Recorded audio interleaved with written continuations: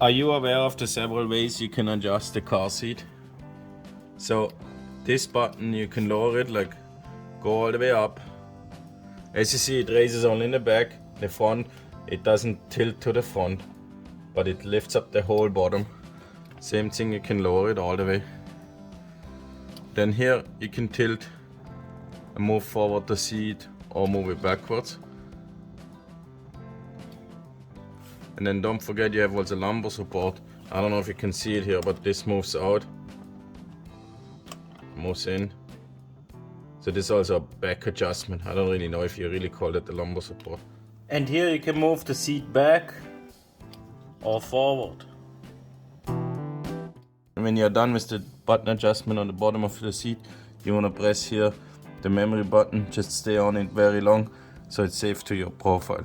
Then in addition, I want to show you also, you can move this one to the front, let it go, it goes all the way back.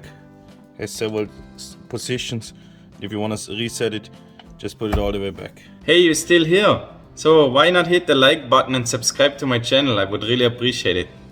Thank you.